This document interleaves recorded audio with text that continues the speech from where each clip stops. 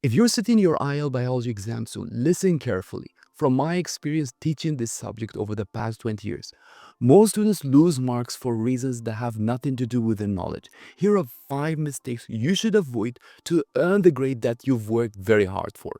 The number one problem is that the moment you flip through the exam paper, you suddenly see words and pictures you have never seen before. But here's the truth. The questions look new, but the marking points aren't.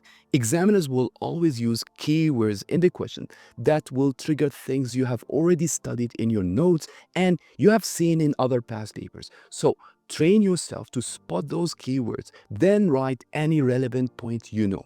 And for those 6 marks questions, don't rush straight into the fancy science. There are always marks given simply for restating what the question says in a clear way and describing the data you have been given. That alone secure easy marks before you even start explaining. Number 2, this is the biggest complaint I hear every year.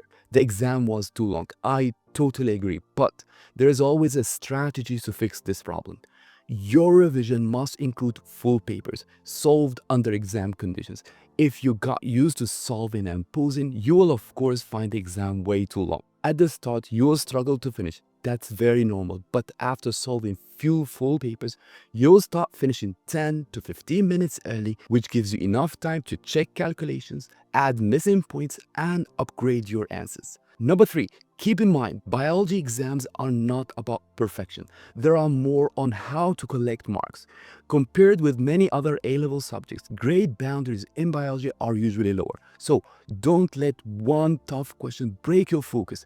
Even if you miss a couple of marks, you can still score extremely well overall, as long as you keep moving and keep collecting marks. Number 4 are math questions. A lot of students tell me that calculations in biology feel harder than maths itself. So here's the strategy.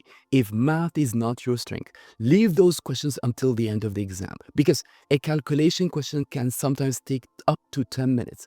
And most of the times, it's only worth few marks. Secure the easy marks first, then come back if you have time to fix those calculations. The last problem students face is that they get obsessed over the hardest questions and forget the straightforward facts. But the easiest marks in the exam come from simple definitions, basic processes, and core facts from your notes. These are quick to revise, easy to write, and they add up fast. That's all for today. Try to fix those 5 issues the next time you solve a full exam, and I'm confident that it will make a big difference for your grade.